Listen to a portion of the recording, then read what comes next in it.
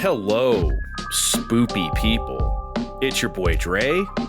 This is The Fine and the Time, and I'm here with a new guest. Not new to me, but new to you guys. His name is Patrick.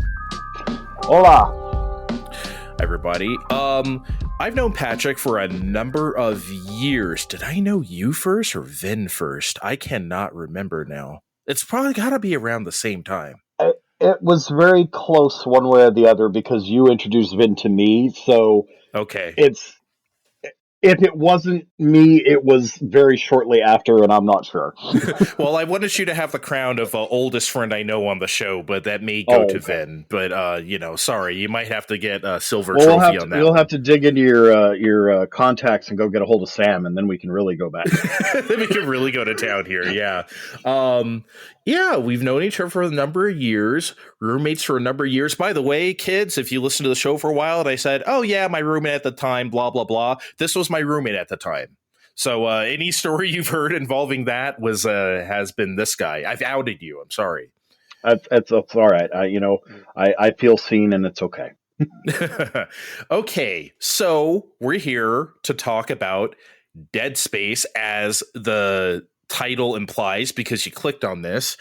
And man, I tell you what. So obviously, as implies, roommates at the time, you've been a fan of this for a long time. I've watched you play these. I think we lived together during this entire trilogy. So I've seen you go. I've seen you go through the ups and downs of these. So I think what I want to ask first is, actually, let's start at the beginning. I remember this was leaked by Jeff Grubb like a year and a half ago, and I was like, and he's pretty reliable, so I'm like, except when it comes to Metroid Prime, but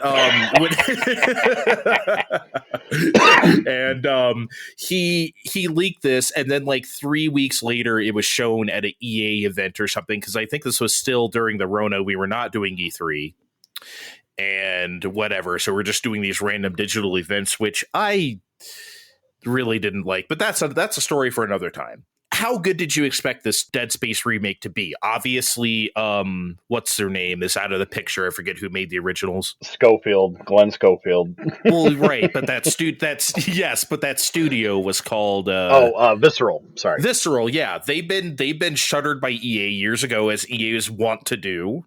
So, what did you think this was going to be like? I was very cautiously optimistic. Obviously we had the Resident Evil 2 remake to say, look, you can do these kind of things and have it come out great. But we also had the Resident Evil 3 remake saying, and sometimes it comes out not so great. So, yeah. But as much as I love Dead Space, it's probably my second favorite horror franchise. I couldn't not be excited about it, but I was tempering it with, okay, but it is EA, so do they really show the respect it deserves? Yeah, I mean, by the way, his number one favorite horror franchise is Echo Night. Totally. Speaking of From Software, yeah, come on. I really wish that they would put Echo Night on modern hardware. I mean, it's not like top 5 or anything, but I'd love to play those again without having to pay $150 for a janky PS1 disc. I would love to do that. I didn't really have any expectations for this Dead Space remake other than like it looks cool. It looked great. And it was clear from the get-go that they were doing everything right. Just from what I knew about Dead Space, it was like, I was excited. I didn't get that oh no feeling like when I saw like Resident Evil 3 remake. I was like, oh no. See, I'm nicer to Resident Evil 3 than you are, but I see where you're coming at. And yeah, everything that they showed, the drips and drabs coming up to it, it seemed to indicate that EA knew what they had and what they were dealing with and were very carefully tiptoeing around all the landmines. And I was very happy. Yeah, it looked very on point, and like it weirdly enough, I was made more excited for it when the Callisto Protocol turned out to be because it made me think like, okay, all the real talent is like not with that team; they have to be like elsewhere. So, okay, let's just get right into this. Let's get spoopy. By the way, before we start, full spoilers on this, absolutely every bit of it. So if you have not played Dead Space, original or remake, because we're going to be comparing and contrasting the two, I advise you not to listen to this until you have. But if you don't care about that thing and you just want to hear us talk about the game, we're going to do so now. But you have been warned. We're going to say everything. Full marker dementia in effect. Yes.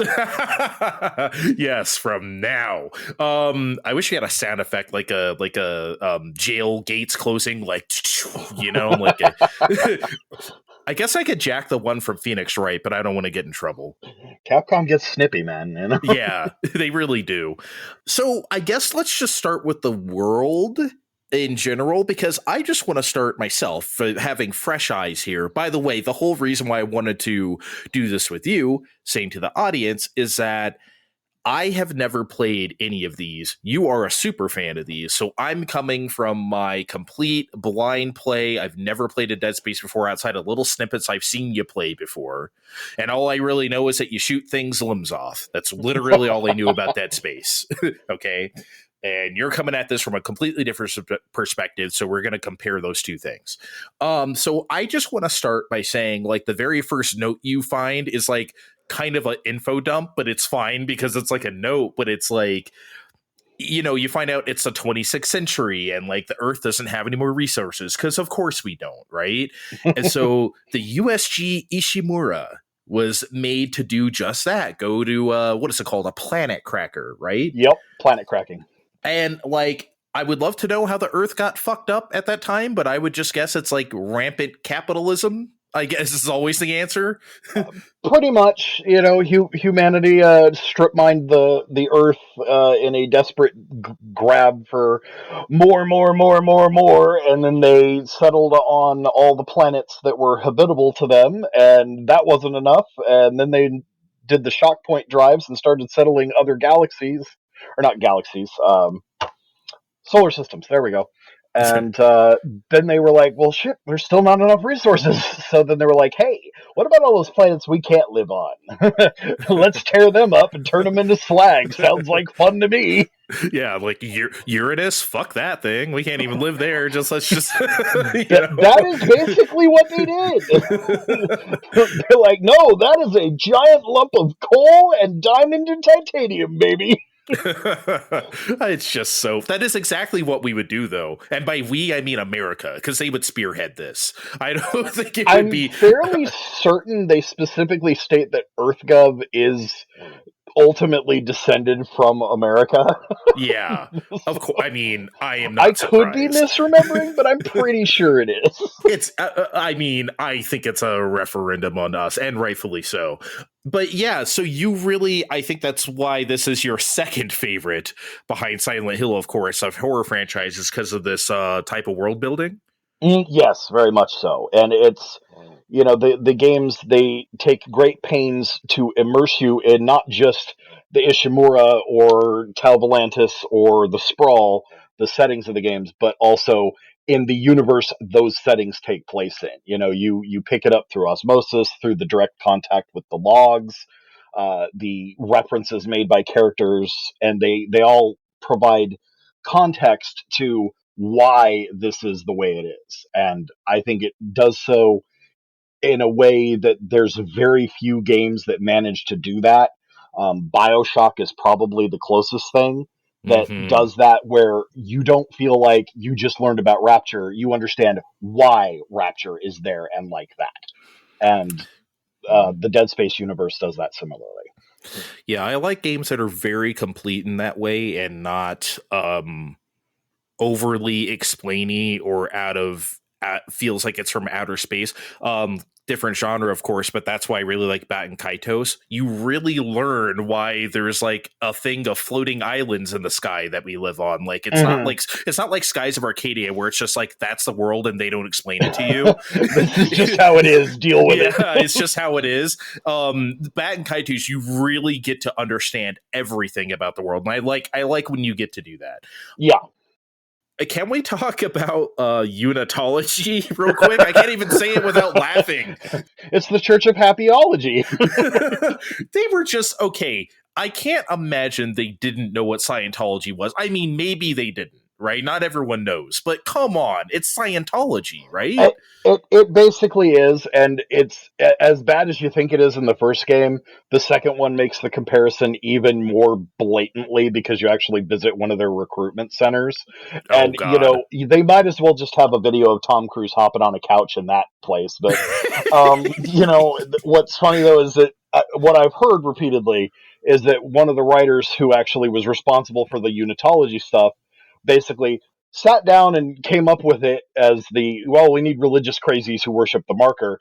And then somebody pointed out to him later, like, you just created Scientology, right? He's like, oh, what? But it is so obviously Scientology. Oh my God, yeah, it totally is, and that's what I thought. Not even just because of the tology part of it, it's Mm-hmm. just that like the way they go about everything too. Like Oh yeah. even if it wasn't a tology name, I would have still thought that. Like it's just Well, and their core tenets is like, oh, we worship these alien beings that consume us and make us whole, and just to give us another $100 and we'll explain how. And then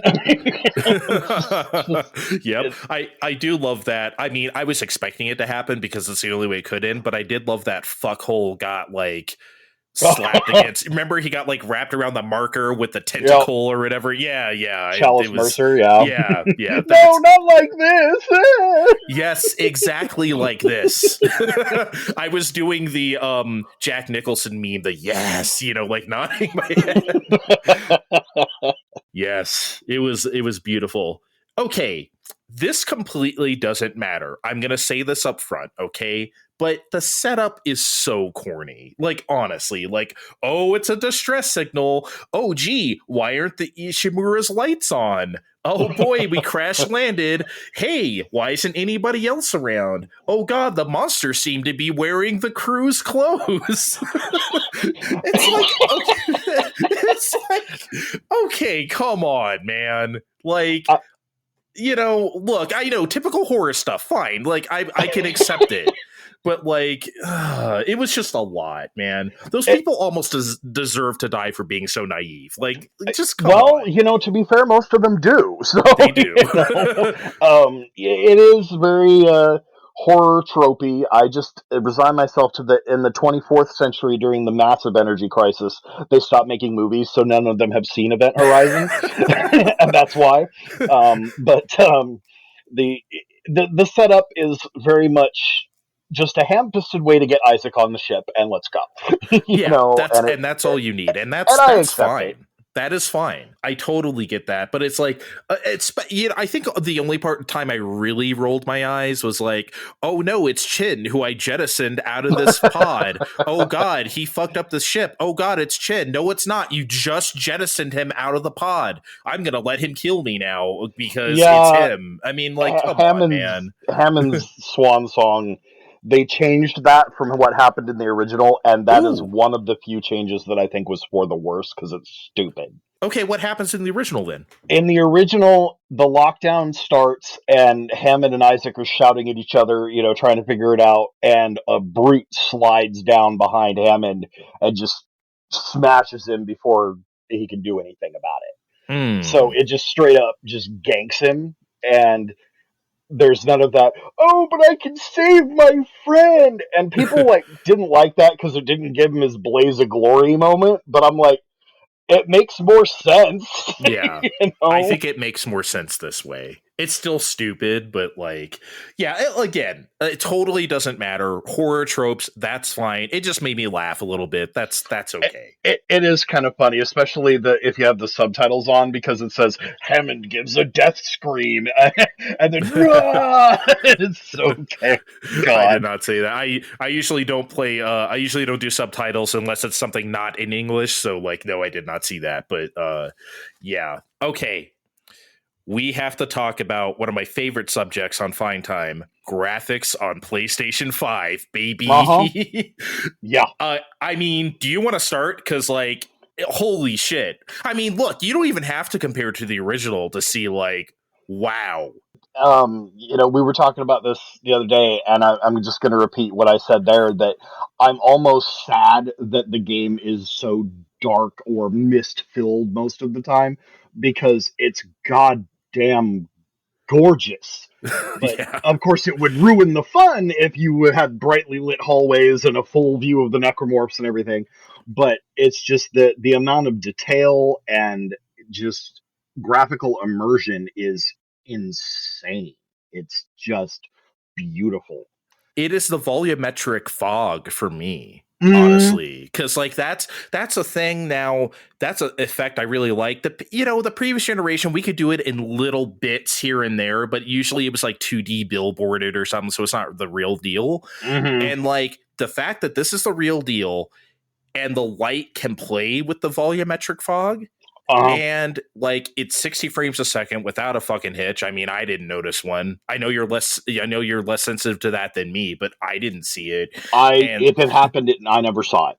yeah, and like it looks incredible. Strangely though, the menus are 30 frames a second. I don't know what happened there, but when you pause, it gets like choppier. I don't know why. It's weird, but That does sound weird. maybe But because the menus run in like fidelity mode for some reason, and then the gameplay is quality. I don't know. It's strange though. oh.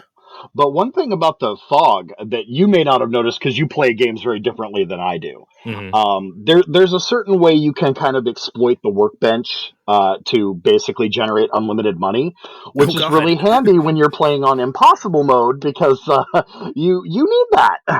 And I cheesed it. I'm not too proud to say that, but basically you end up running back and forth between a shop and a bench repeatedly while you're doing this, and it's on the bridge. There's the shop at the T junction just before you come into the bridge proper, and then there's a workbench on the bridge. And I was running back and forth between those two areas. And there's fog in the area before that T junction. In the time I spent running back and forth, that fog ended up filling up the T hallway and it started spilling into the bridge whenever I'd open the door. And I was just like, what in the name of God? That it Wow. can do that? I It would have was thought it would just cut off at the door or something like no, that. Yeah, it yeah. spills into the next room. It was like, whoa, dude. I had no idea that was possible. Wow. It was that was just completely impressive to me. It's stupid. It doesn't matter, and who's going to sit in one spot for 40 minutes doing this? But the fact that it could happen, I'm like, wow. That's impressive. I had no idea that was the thing, obviously. Metroid Prime Remastered came out like a couple weeks ago. Yeah. And I hadn't played that game since it came out. And it wasn't apparent to me how big the changes were until I saw a side by side. It's not like the remaster doesn't look good in its own right. It's just that I had to see it side by side to go, whoa, because my mind, your mind kind of lies to you sometimes if it's been a while since you've seen something. And Metroid Prime, when it came out, was one of the best looking games like ever, if not the best, when it came out. So, you have that image in your mind that doesn't necessarily match reality. That kind of happened to me with Dead Space 2. I had to look at a side by side. I mean, look, I already appreciated it, but when I saw it in a video, I was like, oh my God. Not that the original looks bad, because the art direction stuff still holds up, but Yeah, no, it's very noticeable, especially if you can see them either side by side or right after each other. Because I still had a couple trophies left over in Dead Space One and Extraction on the PS3, and so I was bouncing back and forth a little bit, and it's almost night and day. It's ridiculous, and that's not saying that Extraction or One look bad, just that compared to the PS5, yeah. whoa. Yeah, it's incredible. It almost made me feel like comparing like Resident Evil 96 and like 2002 or something, where you just go like, whoa, like it's incredible. Yeah. I really, maybe it's just because of the age group that we're in, like that sort of late 70s, early 80s type of art style in sci-fi. You could think like Alien or like other similar things. Yeah. To me, that just sort of, I don't know. That was a product of its time, obviously, but now it seems kind of classic. I feel like the redesigned Ishimura, especially with like the font choices on like the digital signs and stuff, kind of like go after that more. Because when looking back at the original, it had much more of a like 2000s type of typeface. It does. The font choices and the general style of the signage and the background stuff in the older one is more dated for its time, whereas this one is dated circa 1984. Yeah. And because of where it's drawing its inspirations from, that works better. You Yeah. know, it wants to be alien and in many ways succeeds, and that change was good. Yeah, I like the way it looks now with that typefacing and whatever else. So, Mhm. okay, I want to talk about Isaac no longer being a silent protagonist. Okay, Yeah. so I kind of want to go first here just because, I don't have any experience with this and you do. But here's how I felt about this. I didn't actually know that Isaac was a silent protagonist in the original until like shortly before I played this remake.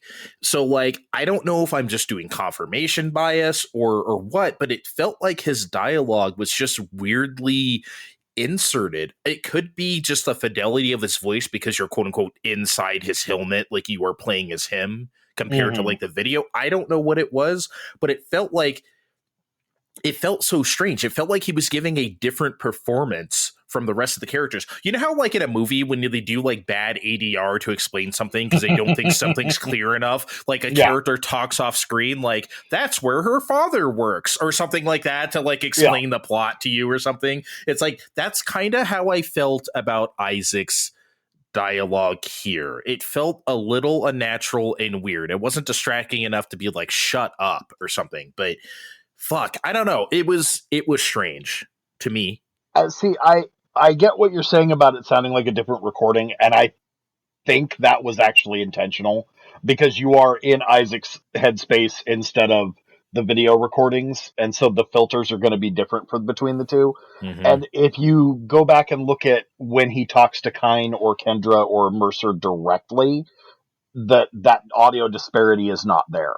So I think that's was a stylistic choice that didn't pan out in your case, but I believe it's intentional. As far as the dialogue itself, yeah, he's kind of wooden and off key, but he is not a people person, and that is readily apparent in a lot of ways. I'm like, Mm-hmm. I think that's just the character interpretation they wanted to go with him, because that's kind of how he behaves in all the games, and that interface between him and the others, it always does feel just kind of off. And I again, I'm not necessarily excusing it. I'm just saying I think that's the choice they made. Yeah, and like I said, it's not a deal breaker by any means, but it definitely was like a detriment. Like you said, he's not much of a character, and like I don't know, I just don't get any. I would like a little something like what's his name from Silent Hill? James is not really much of a like people person in that way either, but I feel a little more like I feel like I know him somewhat. You know what I Right. mean? Like as the game goes on or whatever, but like I don't know. Even like old Resident Evil dialogue, I felt like I got to know like Jill Valentine even a little bit more than Isaac here. But again, it's fine. I That's probably would fair. have preferred if he didn't talk though. And meanwhile, I'm on the other end of the spectrum where I'm very glad he talks now, because they did tweak the dialogue a bit, but for the most part, the conversations in this one are the same, at least thematically, as they were in the original. And what it feels like in the original a lot of time is, the owners are telling the dog to do this now. And the dog never barks, whines, or does anything. It just goes and does the job, and that level of false stoicism is just irritating to me. I'm like, at Yeah, least he responds and occasionally claps back. Like, you want me yeah, to what now? yeah. At least you get an occasional fuck after like a tough room or something like that. But Hmm. yeah. Did you mash the stomp button later in the game? I don't think I did. Oh, if you do his stomp a bunch of times near the beginning of the game, he'll just start panting and Right, I've grunting. heard that. I've But heard that. later in the game, if you start mashing stomp, like after the halfway point, he'll start screaming and cussing and fuck, what the fuck, and shit like that. He gets Holy steadily shit. more deranged with the stomp the further in the game you get, and it's Wow. hilarious. That's cool. No, I didn't notice that. Okay, yeah, as I play through New Game Plus, maybe I'll notice that. It's worth poking. Um so there's one feature. There's a lot of accessibility, if you want to call it that, or guidance features in this game that I think both of us really appreciated. But what did you like about them? I like that the game doesn't coddle you. It doesn't force you with 8,000 markers all over the screen, or assume you're a blithering idiot and make a bright line, straight on past morning. But at the same time, if you are lost or you need a nudge, tap a button, turns you around, and says go that way. Mm-hmm. And I thought that that was really very nice. So it's there if you need it. Although I usually ended up using it more often as the which way do I not want to go yet, because the goodies are going to be the other way. Like, Mm-hmm. oh, the directional says I'm going that way. Okay, well that means the weapon upgrades are over here. Yes. Yeah, it can be handy that way. I'm gonna say it. I spammed it just because, like, in places like this, I get lost. It's not a familiar setting like city streets or a mansion, if you will, right? It's not like a Right. place like we've been. I mean, like, at least I haven't been on anything like the Ishimura. Get on So my level, son. I know, right? Jeez. So you're just planet cracking all over the place. But yeah, so for me, I really appreciated it because, like, the places like this, I do get lost in games like this, and it's instead of pulling up the map all the time, which I did a lot to do side quests anyway. But Hmm. I spam the R3 where it gives you a little line. Whoop. Okay, go this way. Are you telling me this was not in the original? No, it was there. It's been in all the games, Okay. with the exception being Extraction because it's a rail shooter. But all Right. of them have that, yes. Okay. Well, I personally really enjoyed it. And I think something like it would be a welcome addition to a lot of games over either nothing at all or okay, the direction is this way, kids. Like Ubisoft or something. Yep. I mean, geez. Or like, you load up the map and it's like 1,400 doodads on there. Then it's like, Hmm. okay, which one of these doodads am I supposed to? But this has nothing to do with anything. But when I played Far Cry 4, I love that map is filled with doodads. And to like get trophies for that stuff, you don't even have to do most of them. It's like there's like Yeah, 150 collectibles, and it's like, well, get 30 of them. Okay, you got it. It's like, well, then why have all this? Like, yeah. That honestly Far Cry 4 is my favorite in the series, but that irritates me. Like, why do you have all of these bloody collectibles if for the in-game unlocks and the trophies and achievements you need like a quarter of them? Like, what are all the rest of them for then? That they there's don't do anything for you mechanically. They don't get you a trophy. Why? they probably got some weird Q&A feedback where it's like, from players, or it's like, okay, I don't really want to collect all these. It's like, okay, what's a more fair number? But then they didn't remove the rest of them, so they just left them all in there. That's kind of That what it sounds like feels a like. good story to me. Yeah. Just the one thing that I think Dead Space has always done in all of its iterations is that it knows where the line between homage and ripoff is, and it deeply respects its forebears. It knows that it's pulling primarily from Event Horizon and Alien, and it has seen them, and it liked them, and it doesn't want to crap on them. And so it does a very good job of towing the line of this is what we expect from this style, while introducing its own unique elements and without tipping over to a self parody most of the time. And I have always thought that that was just damn impressive, especially when you get to we're at 6 games now, and they still have never crossed that line, and that is very impressive to me. You know what? You're right. Because like this could have easily been, well, this is just Alien, or this is just whatever, right? Event Horizon is a good call. And like I just Yeah, you're correct. I never really thought about it that way, but it feels very much its own. I don't feel like Dead Space. I don't feel like you can describe it like, well, it's like Alien, but I mean, because if you want to be like really, what's the word? Reductive. Reductive. Yeah, you could say that about any sci-fi past 1979, right? Oh yeah, But like, Dead Space feels very much its own thing. yeah, and it lives in its own pocket, but it is a pocket that is bordered by its predecessors, and it knows where to draw from and where to leave it alone. And I like that. The other thing I think Dead Space just really knocks it out of the park, and I do not think it has an equal in this department, is the diegetic interface.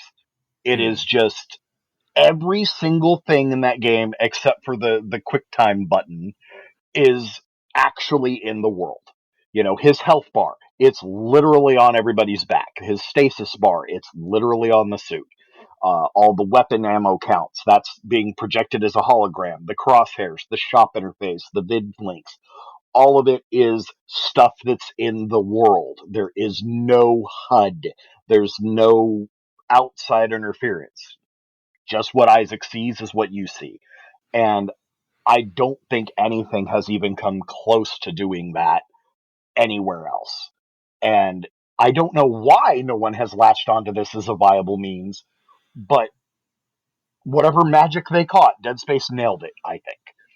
You are absolutely correct. Again, I never really thought about that, but you're right. It's not just a health bar in the corner. It's literally on his suit and you're looking at it, which is cool, but I just never thought about that, how clean that makes the game.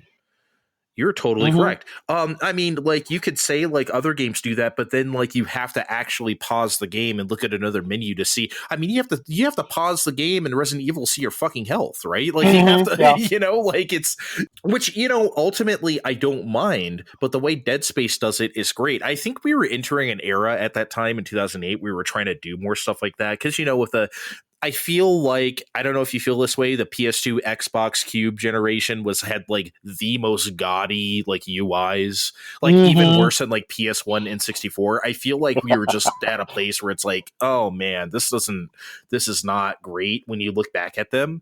And but and then like the next generation tried to fix that, and Dead Space went really far to like fix that. Yeah, a lot of things in the PS3 360 era were kind of going for a minimalist look and streamlined it a lot. But like I said, I think Dead Space nailed it perfectly, and it hasn't been matched since. And I'm not sure, because we've moved away from that minimalism again, not quite to the level of the PS2 era, but it is much more convoluted these days than it would have been then. Yes. And no one's aiming for that target anymore, and I'm not sure why. Yeah. I think people, I think probably they feel like users like all the stuff on the screen, but like it's, again, I like practical stuff on the screen. I just hated stuff like Star Fox Adventures where you'd have like, here's all the doodads. Like, you know what I mean? It's just like, oh God, I don't care. I'm not even going to collect these. Rare. I'm never going to collect your shit. Rare. Oh man. Careful, your Banjo-Kazooie rage is showing. Yeah, always. Favorite weapon? Just off top of your head, favorite weapon? Plasma cutter is my first love, but I cheat on it on the weekends with the force gun. Okay, I do like the force gun. I really do. I'm a ripper, man. I like that ripper. Maybe I'm a sicko or something, but I really like just like digging in there, and it's just at the right length. They can't really touch you. You know what I mean? It just grind, and then when I think it's about to pop, just shoot it and let it ricochet around the room. I love that thing. Yeah, the ripper is very visceral, and it does an excellent job.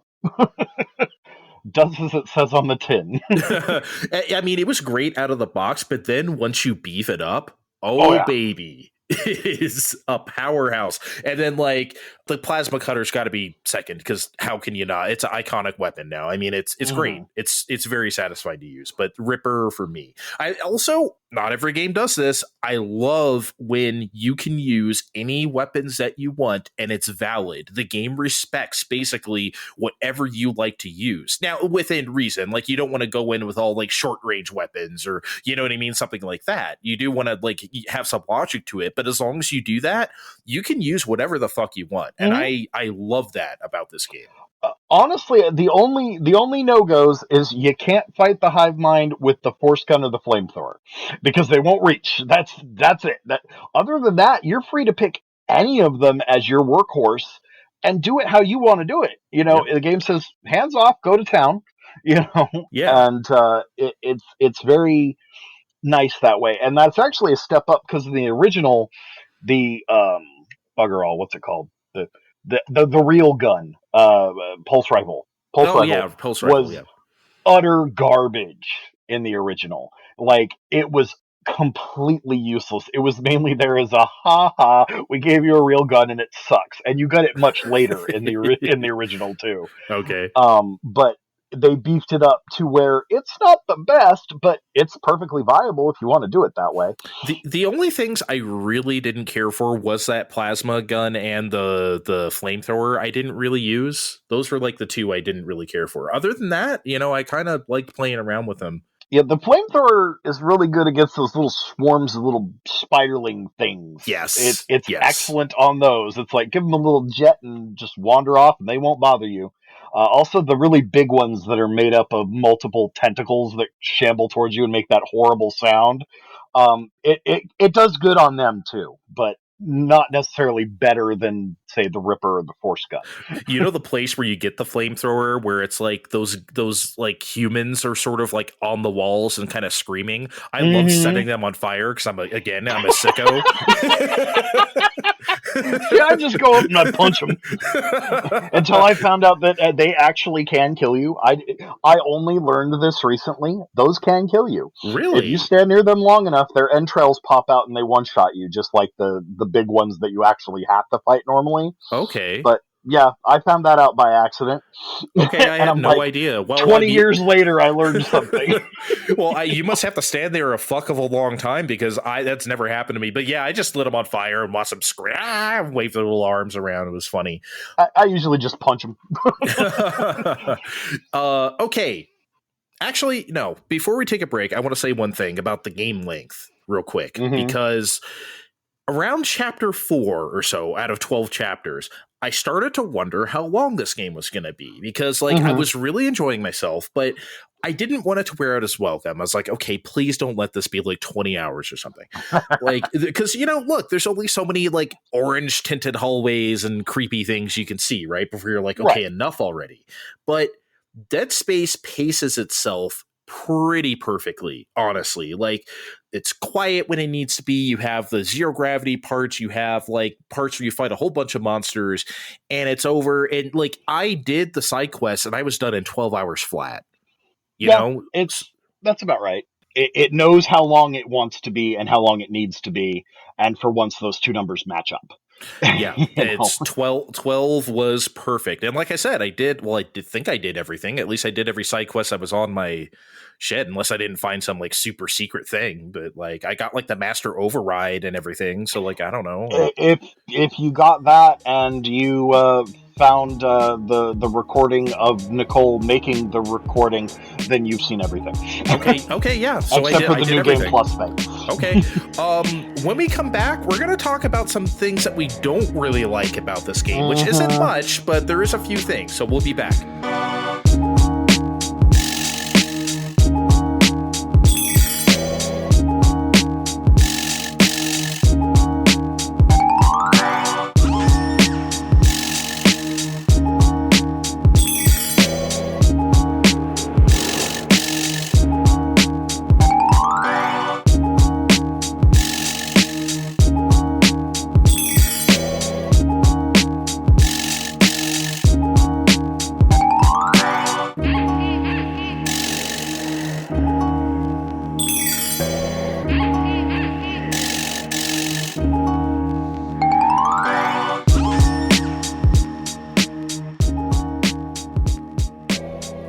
All right, we're back.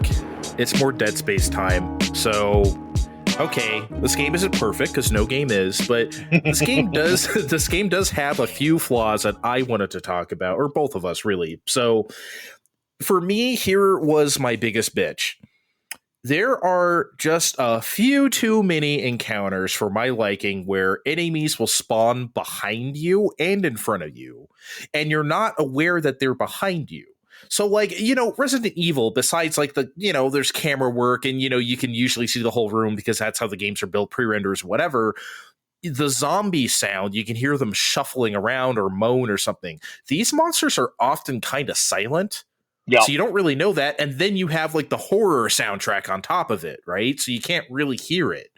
So, which I don't know. It felt a little cheap sometimes getting stabbed from behind because I just didn't know they were there. It very much is cheap in that respect, and I don't know if you noticed. I noticed it more because I went through it 3 separate times.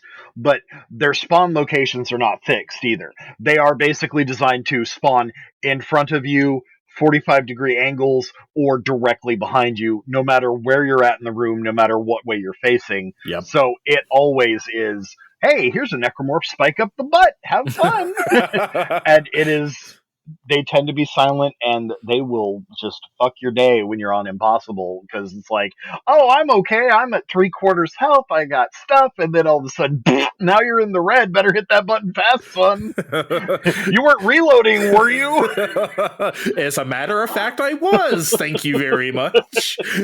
Yeah, it kind of sucks. Again, if it just happened a few times, okay, but it happens a lot because, like you said, the game is literally designed to do that. When I was doing a little bit of New Game Plus last night, I was in the room where you have to attach the tram, you know what I mean, with the 2 claws. Yep. But they didn't spawn the way they did the first time because remember the breakdancing limb, remember? And that didn't happen this time because I was in a different location when they spawned. Yep. So it's just like, okay, it's just going to happen to you.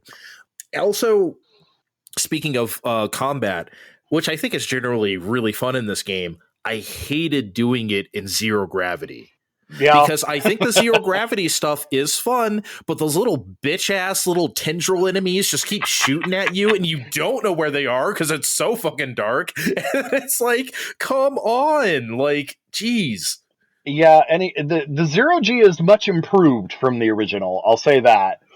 You can actually free float now instead of here's your targeted spots you can go to. Oh, interesting. So you couldn't just go wherever you wanted. No, you basically teleported between landing pads and had to deal with that. Interesting. But the irony is most of the time I will treat it like it's the original, because I will find a solid surface, plant myself there, and bop around until everything's dead, because trying to fight them while free floating was just not happening. Okay. Which to me is kind of funny because I'm like, I play a lot of air combat games, and I'm like, I don't have any problem doing that, but don't ask me to shoot those stupid little fetus fucks while I'm spinning through the air. Yeah, and again, they don't make really any noise. And by the way, I want to commend the audio in this game real quick, because I was playing with headphones using the 3D audio, you know, the PS5 has. Very effective in this game. Super cool. And just very immersive, and it's great, but like, it sure didn't help me find those monsters any better. I'll tell you that much. Yeah, but those honestly are really my only 2 quibbles. Do you have any more? The only other thing I would note, and I think a lot of people will probably look at this as a positive, and I see that rationale, but I don't like it. The adaptive triggers. Okay. I don't know if you noticed this or not. Since you were playing around with the other weapons, it's not as prevalent on most of them. The plasma cutters are the one that gets this the worst. But basically, the trigger will sometimes go mushy, like the trigger on the gun is acting up. So sometimes it'll be on a hair trigger, and sometimes you'll have to really force it down. And it's primarily the plasma cutter. The others did it to me a couple of times, but I don't like adaptive triggers most of the time. Like, you could get that shit out of my life. I don't care. You know, I'll turn it off and give them the choice. Wow. But when they not only are there, but are random, and I get what they're trying to convey, that, you know, this is repurposed mining equipment not designed for heavy use taking out a zombie infestation, so it's unreliable. But at the same time, it, you know, when the difference in pressure between actually firing and not is what the game decides it is at that moment in time, and you're surrounded by the damn things, it's not a good feeling to me. That is I didn't weird. like that. Okay. Fine Time is a very adaptive trigger loving show, so I don't know how I feel about you saying that right now, but we will persevere. I accept that everybody else likes them. You know, I have osteoarthritis, I'm not a fan, Mm-hmm. you know, and my fingertips are numb 3/4 of the time, so I can't even tell half the time. Right. I know it's not for everybody, especially if you have nerve problems like that. Of course, it's not going to be good for you. So you were letting me know, and I was surprised to hear this. There's a lot of discourse online about the characters' faces or character Yeah. models in general or something. So tell me the controversy, if you will. Well, basically, the gist of it is in the original Dead Space, you could only see Isaac's face at the very beginning if you jiggled the camera just right, and then you saw it at the very end, and it was kind of generic McFace face. You know, it was Commander Shepard box art face. Okay. And Nicole was very obviously a early 20s attractive blonde woman, and the two make an okay couple, I guess. Generic McFace and hot blonde, okay, that's fine. Hmm. And then in Dead Space 2, they modeled him more after his voice actor Gunnar Wright, and then also kind of aged him up because his stated canon age is, I want to say it's 47. It's 40s anyway. He's old Okay. or older. And then it started feeling like, okay, Isaac's kind of a creepy old dude if he's got this 20-year-old girlfriend. Hmm. The remake kept Isaac looking like Gunnar Wright, and then modeled Nicole after her voice actress, and then aged her up a little bit so they look like people that would actually be boning, and that Okay. it would be societally acceptable that they hook up, Right. instead of, Right. I got me this young little thing. And there's a lot of people online, and I don't get it, but they're like, oh, I'm not gonna buy it because, oh, they look old and ugly now, and Nicole's not hot anymore. And I'm like, part of me is like, Nicole could still get it, and then Yeah. part of me is like, I'd rather that she looks to be in her 40s, so it makes Isaac not look like a horny old man, then, oh, she looks like a supermodel. Oh, I don't get that, but like YouTube comments and PSNP forums are just rife with, oh, this is terrible because the faces changed. And I'm like, really? Right. It's just like, come on, guys, get out of here. Well, I'm glad I know now, and sort of not glad because people. But yeah, the character models in general for me aren't particularly impressive. That's one thing the Callisto Protocol does have over this game, is that the character models in the game are incredible. These are just like whatever. They're not bad. It's just kind of like, I think it's honestly, it might be just one of the drawbacks of Frostbite, because if you think about that, like Frostbite is meant to run like Madden and stuff, where you're not really like Mm-hmm. looking at every individual, like it.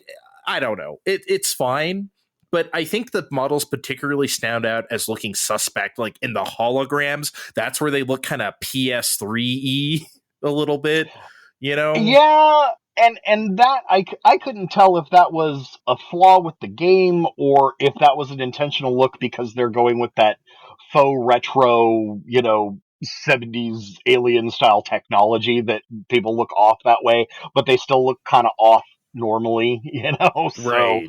um I'm not sure, but it wasn't enough to turn me off in any Okay. way. Yeah, no, it's ultimately fine considering this game, again, this game looks stupendous, but it's the character models aren't the best. But yeah, it's funny what you're saying with the aging, because I was remember when they unveiled Silent Hill 2 remake and they're saying they're aging up James a little bit just to make it a little Hmm. more like believable or whatever. And I get that. They it's probably a good move. So I would imagine in this game too, they are doing the, as you explained, doing the same thing. Hmm. Um, so any more, explain to me some more changes from the original, because like I don't know. I mean, every little bit I'm hearing now is like, what? You couldn't just go wherever you want in zero gravity?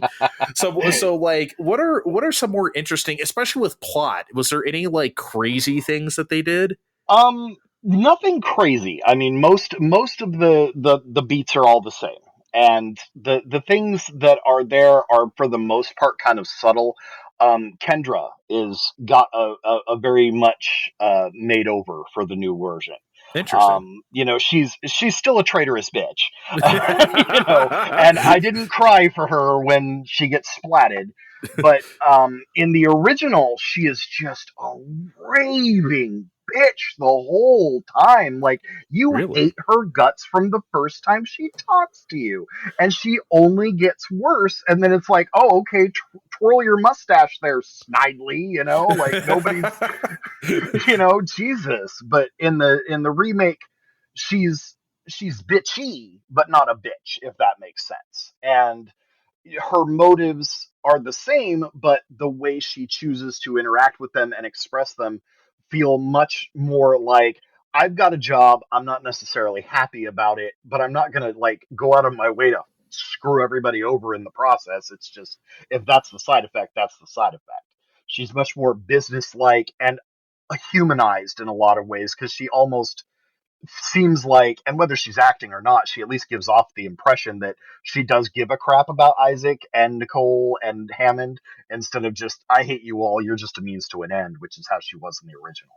I gotta say though, since we're here, like I kind of felt. I mean, they paint her as a bad guy, and I guess she kind of is, but like I didn't hate what she did. Does that make me a cop or something? Because like I don't know. I really thought anything that she did was, including like killing the people that she did, wasn't completely unjustified. She was the only one there who had like was not like chasing ghosts, shall we say. Like everyone Yeah. else was kind of like in their own head. She kind of did. She shot Elizabeth Cross to wake up Isaac at the end there, because they were Plus, Cross wouldn't give her the remote to take the marker too. So exactly. So like, look, she did what she had to do. I'm not saying I would have shot her. At the same time, I can't say she was wrong for doing so. to me, Kendra is much more gray in this version than in the original. And her only two real did you have to do that moments to me are when she shoots Kine and when she shoots Cross.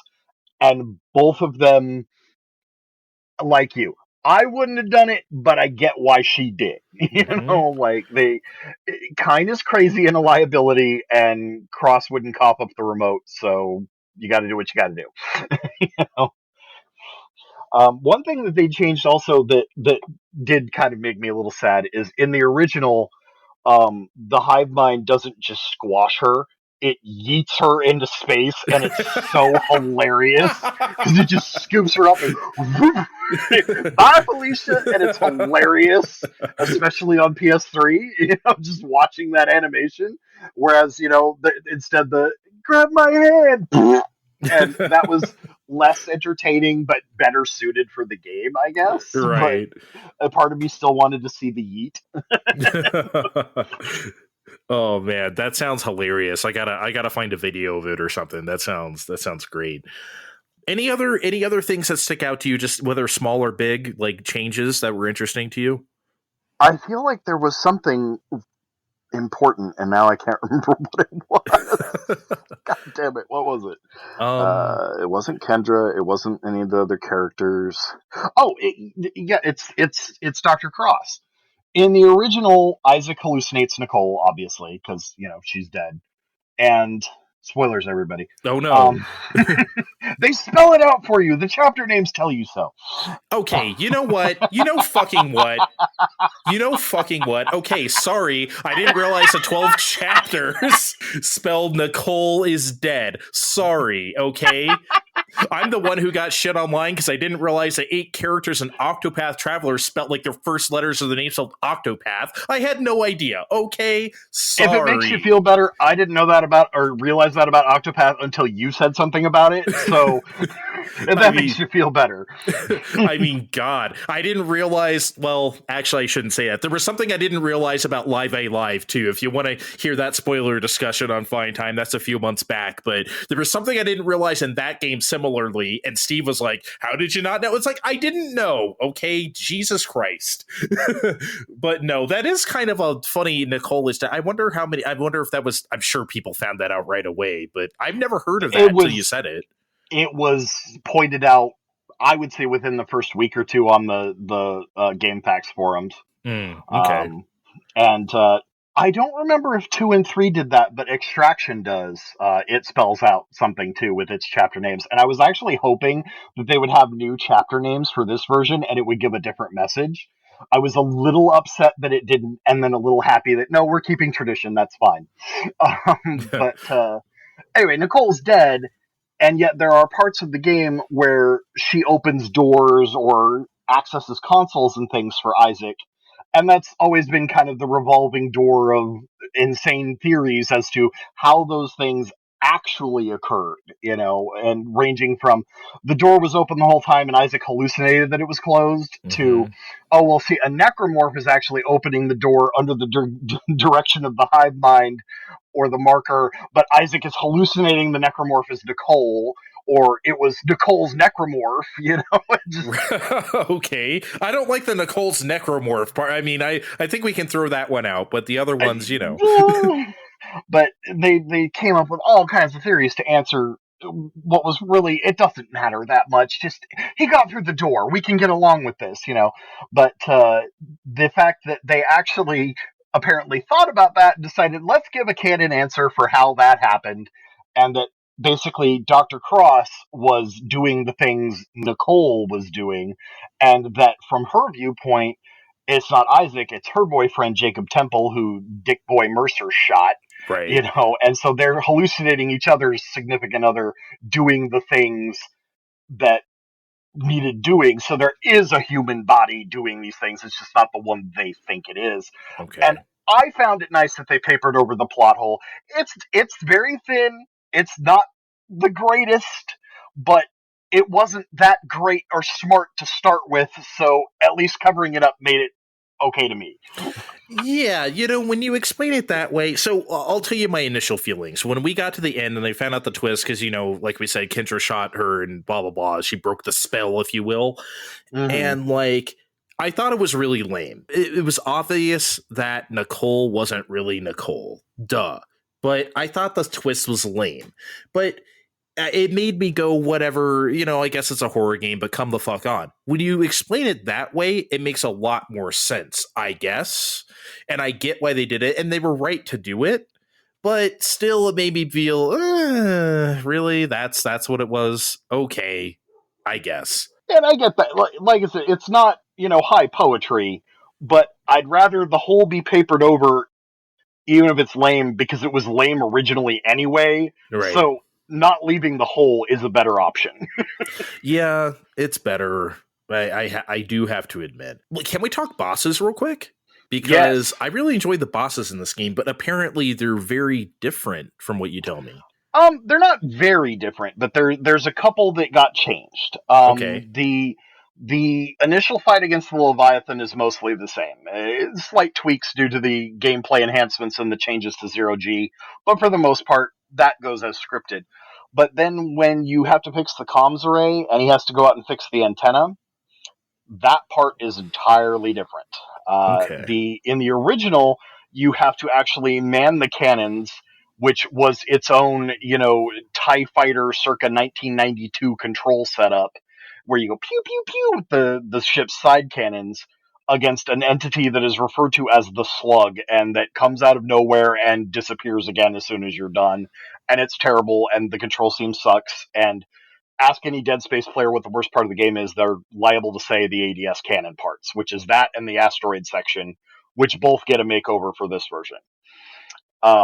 But instead of that, what they did is they took the Leviathan, who you'd fought earlier, and said on its way being jettisoned, it glommed onto the antenna. So now we have a plot reason why it's there, and why instead of there's two separate 10 kiloton masses on the ship somewhere, no, it's the same one, it just won't fucking die. And then Yes. because they got rid of the cannon sequence, it turns into a more traditional fight with linking up to the ship's cannons and fighting it while necromorphs are spawning on the bridge, and it's launching things at you and you're running back and forth and fighting for oxygen. And they just turned it into a set piece that works within the context and language of the game, and it's great, and it makes more sense plot wise as well. I'm glad you said that way. Context and language of the game. That is very important because I feel like most survival horror games do not get bosses correct. I really don't. I think the first Resident Evil, I know you're not a big fan of it, but I do like that, where you have like the big snake, where you actually don't even have to fight, obviously, Mm-hmm. or you have like, Tyrant at the end or something. You just have like these few little things, or like you could fight the big plant thing, or you can burn it with the solution, right? There's like there's only a few of them, but they're smart solutions and they make sense in that world. And I really enjoyed that, as opposed to like Resident Evil 3 remake, where they just make Nemesis into whatever the fuck it wants to at that particular moment. And then drop you in an arena with ammo boxes and then play, roller rink with the little bastard. Yeah. While he roller rinks around the thing, you got to shoot them mines. It's just so stupid. I hated it. It's not just because it was like a bad boss, like it wasn't fun to do. It just didn't make any sense. Like, this is Resident Evil 3. Like, what are you guys doing? And obviously, I haven't played the original Dead Space, but even though I haven't, I would still imagine this felt very in line with it. Like, it wasn't going over the top just to do it. No, it fits in just the way it should, instead of being space fleas from nowhere like the Slug was originally plot wise, and using the crappy mechanic that everybody despised, which it used to. They made it work with the rules as presented, and I really appreciated that. The hive mind, its phases are tweaked a little bit. It is much harder in the new version than it was in the old one. The old one, you could absolutely cheese the little bugger, and you could fight him with the force cannon if you wanted to. And the regenerator is basically identical, except now he has a backstory. Okay. But the slug leviathan thing was top notch all the way. Can I got something to say about just the design of the Ishimura in general, and we'll see if you agree with me. So, like, Dead Space 2023 pretty much exemplifies why I pretty much lamented this entire cross-gen era we've been in as much as we did, because this is a PS5, this is a new gen only game. It's not available on PS4 and Xbox One like Callisto Protocol or other ones. And like, you can tell, because it's not just about the graphics. Like, technology literally changes how we make games. Like, think about, like, forget about the fact that, like, obviously an interconnected Ishimura would not be possible on PS3 with that kind of RAM and whatever. like that would be insane. Can you imagine the loading? Holy shit, right? I'd rather not think about it. It's bad enough as it is just doing the separate decks. Exactly. So, like, think about like Destiny, right? Like, we think of that as like kind of like one of the signals of like last gen, but really those were also on PS3 and 360, and you can tell. Think about like those, you've played it. You think about those hallways, quote unquote, you have to go down every time you want to get to screens. Yeah, because to mass a loading, and even on PS4, you'd still hit a loading hitch. Your fucking bike would just hang in the air and it would just say loading. I don't know if that ever happened to you, but it's happened to me. I didn't play Destiny enough to hit that wall, but I'm not shocked that it was there. Yeah, it didn't happen. But Callisto does that. Callisto does that. There's a lot of those dumb hold forward to crawl through this tiny space so we can hide the load from the last gen version, and then half the time it's not done loading by the time you come out the other end, and it's like, really?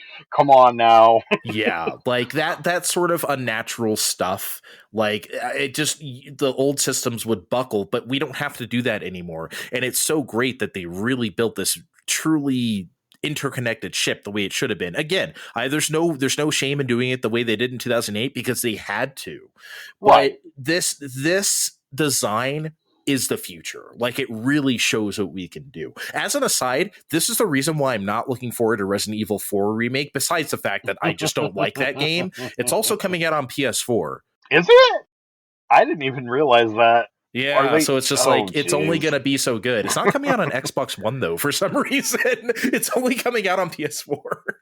I suspect they probably pulled the numbers from the last handful of Resident Evil titles and realized that nobody gave a shit over there. But but yeah, I just wanted to praise the design of this, because it is truly some current gen stuff. Like, this is the good shit.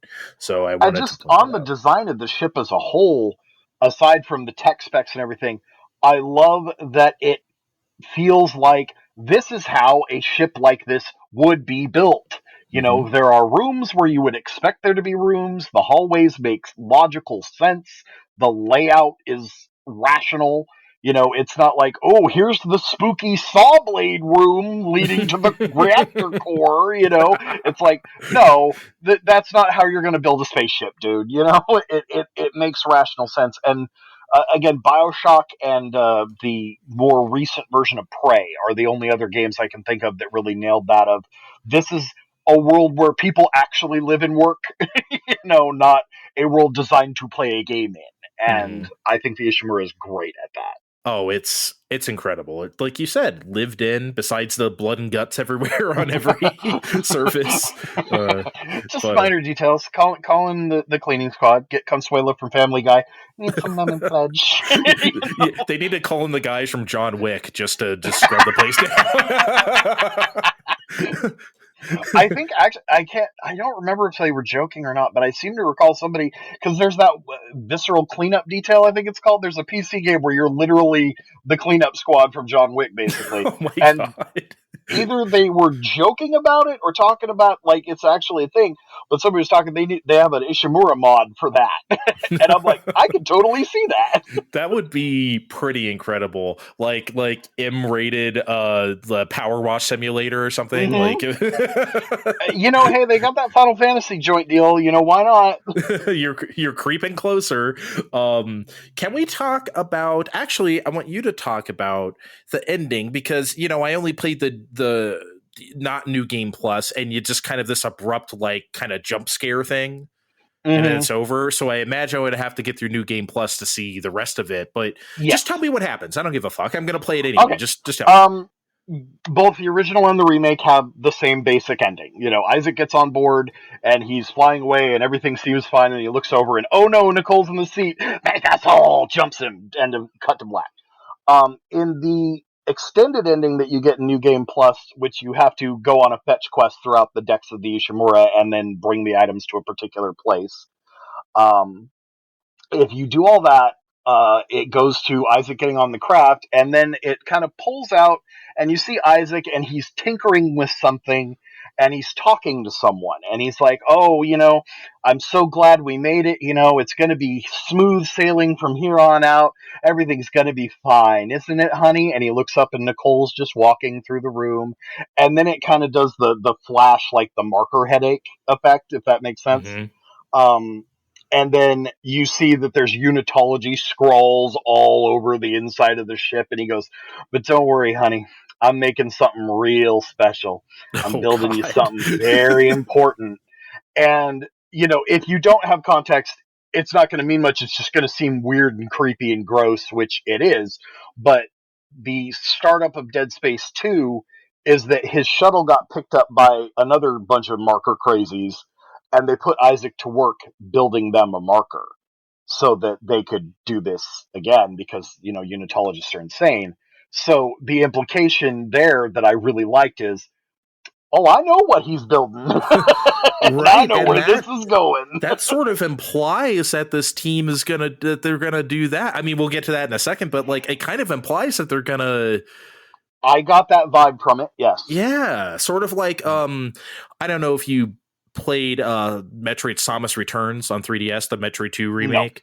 No, I did not. Okay, but like they kind of imply that they wanted to do like Metroid Fusion after that. I forget what happens in the ending, but like it's something along those lines. Now, of course, it did Metroid Dread, but that doesn't preclude Fusion happening, right? Yeah, so it doesn't. Yeah, so but I'm down. Yeah, I would very much welcome that. But that's what everyone thought after we beat Samus Returns. It's like, oh, okay. Actually, you know what? Let's actually wrap up, because I think we've said all the things we want to say, and I just kind of want to say this, because I'll never pass up a chance to shit on this game. So because I feel like I do it every time. And I did this when we talked about Resident Evil 2 remake a few episodes ago, rather. But it needs to be said again.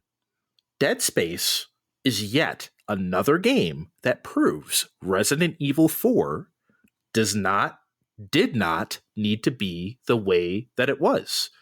Dead Space is more action-oriented. Dead Space features a behind the back camera. You know what else it has? It has careful decisions that you have to make about your weapons, about your inventory space and ammo, and fight or flight decisions. Like, it has environmental storytelling, as just like all the notes and journals you could possibly want to read in this game. And there's a lot, and I read them all because I was into the lore. Yep. And like that purposeful lore that brings you into the present. I know it's like something Resident Evil started and like all the other ones do it, but I think that's so important. You're playing the present, but you're also discovering the past. I think that has to be part of survival horror. It has to be for me. And you know, they did that shit, and Dead Space did that shit in 2008.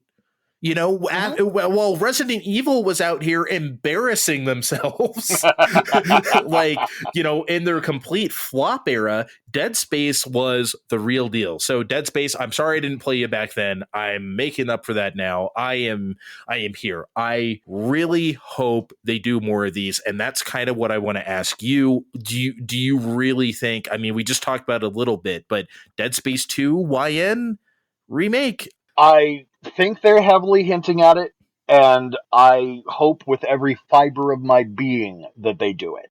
Because if they do Dead Space 2, and more importantly 3, with the level of respect and care and skill that they evidenced here, they can just blow it out of the park.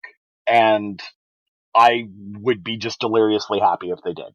Yeah, I really want that to happen. And as we know, Dead Space 3 is controversial for a lot of reasons. I know you had your problems considering the hundreds of fucks I heard coming from you said at the TV when that came out. But I don't really, I mean, I know there's microtransactions. I know the game is fucked, but do you think the game is rotten to its core, or do you think it could be fixed?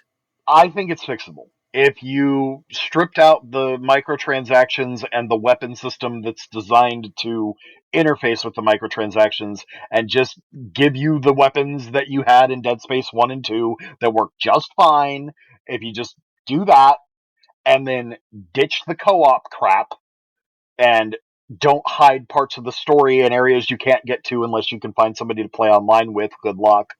Oh no. So if they did those two things, and then obviously I would want them to streamline it so the Awakened DLC is just part of the package. Right. There's some plot beats that could use some tweaks, and you know some character motivation that could use some adjustment. But they showed with Kendra they could do it without fucking it up. Mm-hmm. I trust them. I think they could. I think 3 is salvageable. It still isn't going to be the best in the series by any means. That's not happening, but I think they can take it, and so it's not a bad game anymore. It's that it's merely good, Right. which will still feel off when you compare it to 1 and 2, which are frigging amazing, but they can complete it in a better way. Okay. And possibly tweak it to set up for something past that. I don't know.